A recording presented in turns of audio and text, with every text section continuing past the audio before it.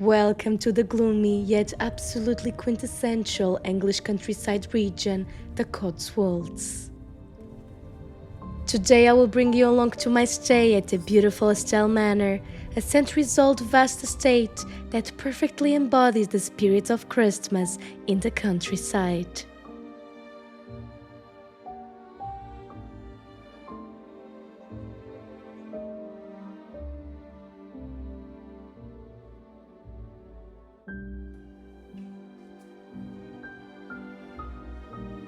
We arrived in the early afternoon, and after checking into the hotel, we headed to our bedroom located on the first floor of this 18th century manor.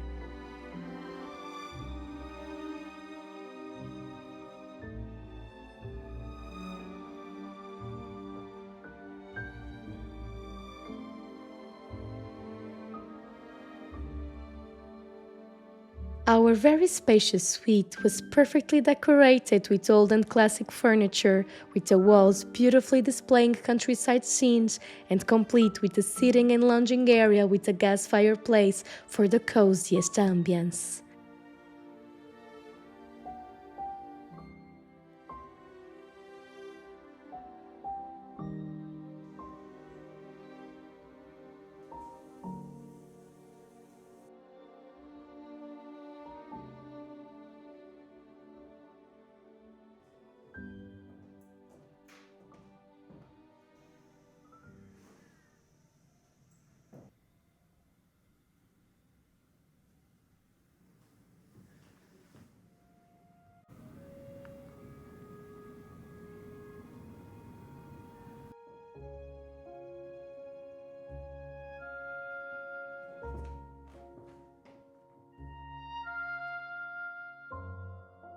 The bathroom was also finely decorated, featuring a freestanding tub with views to the depths of the immense estate outside, perfect for a relaxing bath on these cold Christmas time days.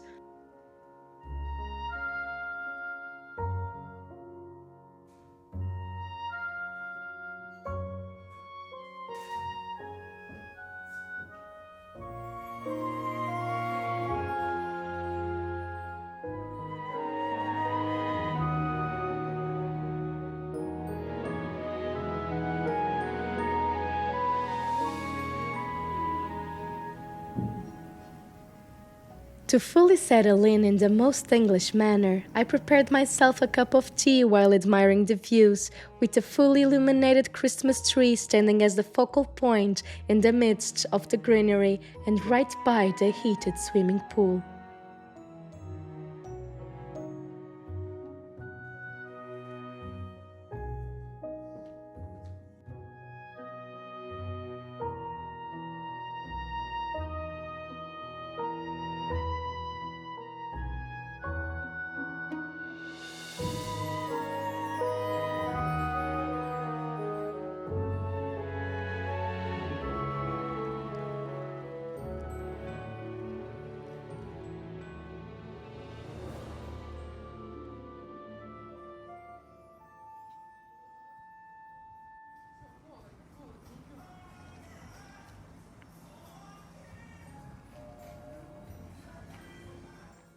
I then went back down to explore the hotel before it got dark outside, and just as they were lighting up all the interior fireplaces.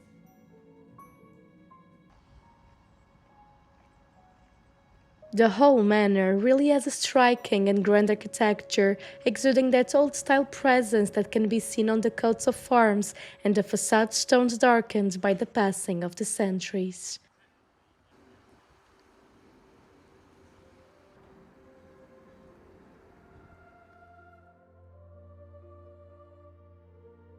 Inside, the high ceilings and windows, the grand chandeliers and wall sconces that fill the rooms with a dim, warm light, the paneled walls, and the fire crackling in the fireplaces create such a comforting and welcome environment that perfectly contrasts with the outdoors' harsh weather.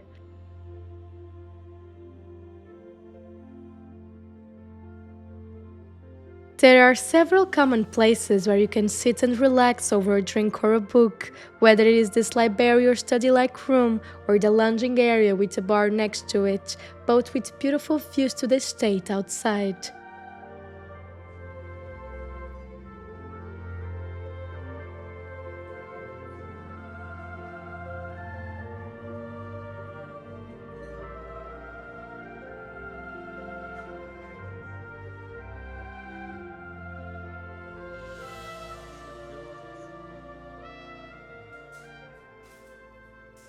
There are also a total of 4 restaurants at Estelle Manor, 3 of them located within the manor itself, and then another one in a glass house near the main building.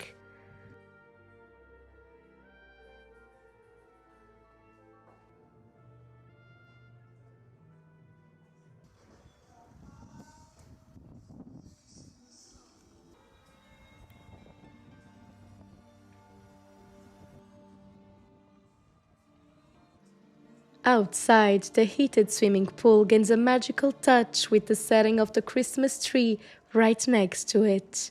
It is one of the main focal points of the whole landscape surrounding the manor, with more than 3,000 acres of lush gardens, woods, and parkland.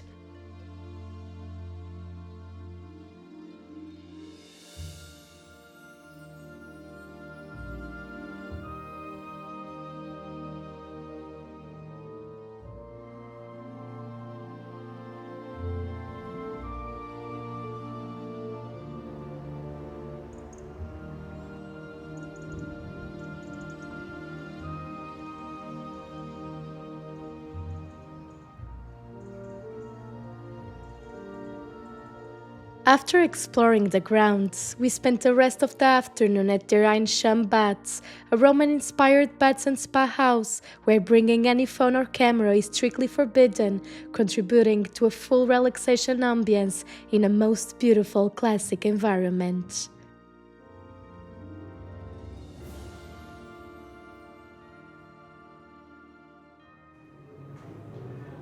After spending almost 3 hours doing the thermal journey at the baths, with the night fully settled on the estate, we came back to our bedroom and got ready for dinner.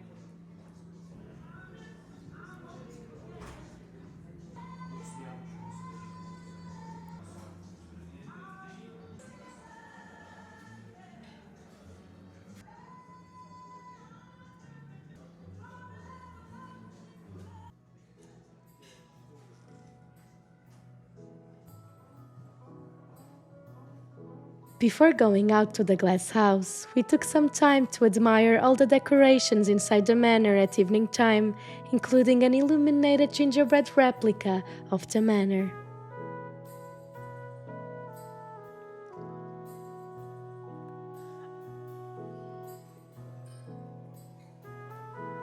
The glass house, despite being very different in style from the manor, also has a very welcoming environment and was especially beautiful with the light rain pouring down the glass walls.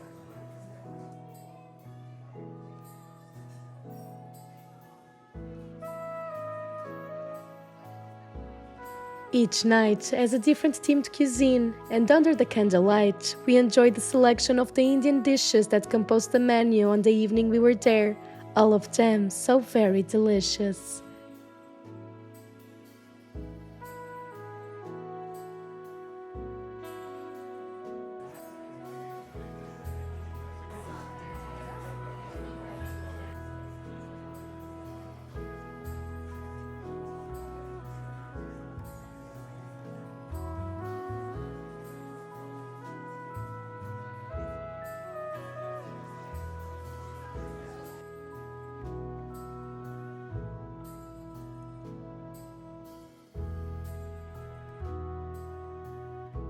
Well into the evening, and as the surrounding landscape was fully covered in darkness except for the ice rink set a few yards in front of the main entrance of the manor, we went back inside and relaxed for a little while at the bar before going back up to our bedroom to rest for the remainder of the evening.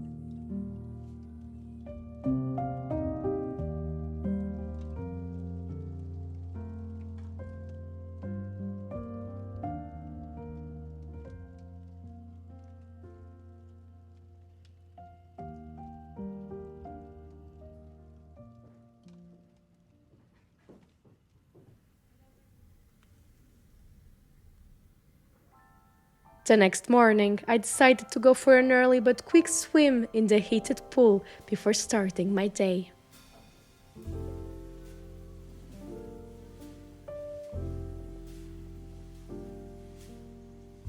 While it was rather chilly outside, once in the water it felt so very good, and with most everyone in their rooms, the whole environment around was so calm and still that I felt in full synchrony with the pace of the surroundings.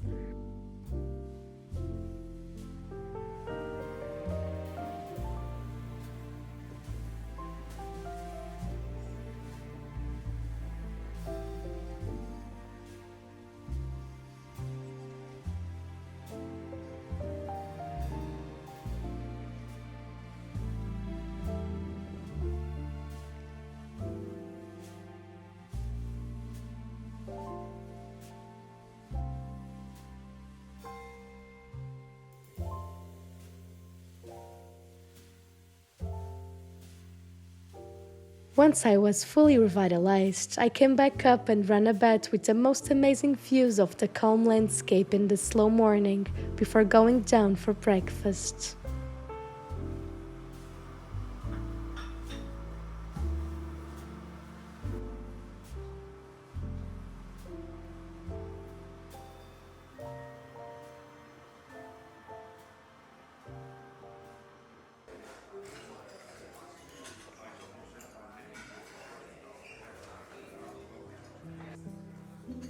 The breakfast is served in a brasserie restaurant, and we had an eggs Benedict and full English breakfasts before finishing on a sweet note with their pastries and some fruit.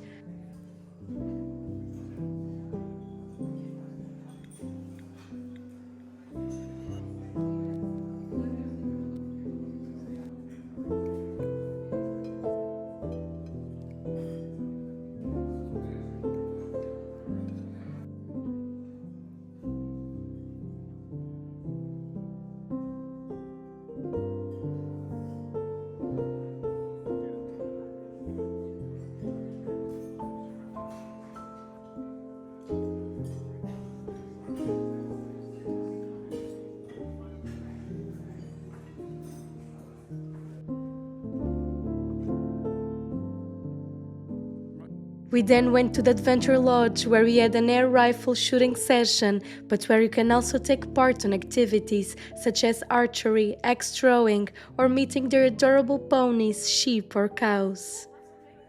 Here you can find all kinds of quintessential countryside activities, with some of them designed especially for children.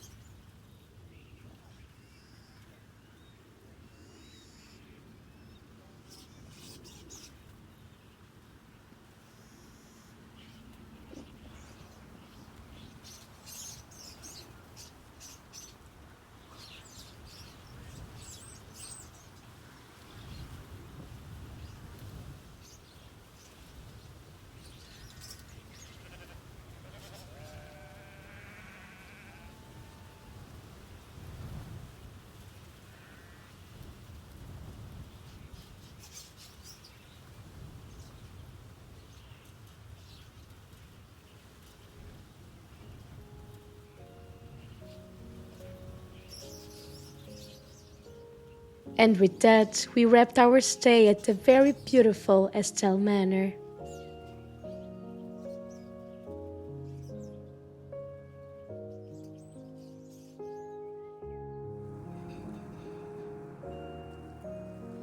For lunch, we then headed towards the Fox at Oddington, a beautiful English pub with both an old and a more modern rooms, both with very welcoming and rustic ambiances.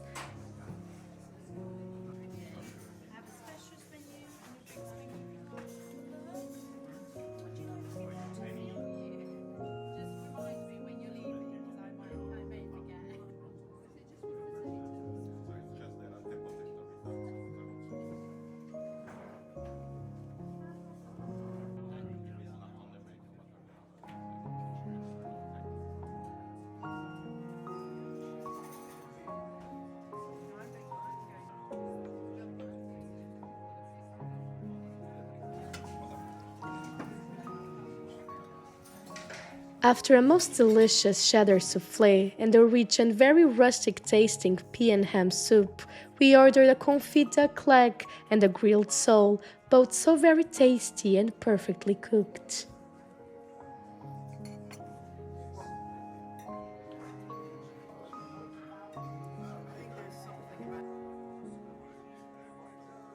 I hope you enjoyed this first part of my stay in the Cotswolds, and be sure to subscribe not to miss my second part, where I will show a beautiful countryside cottage and some of the prettiest villages in the region.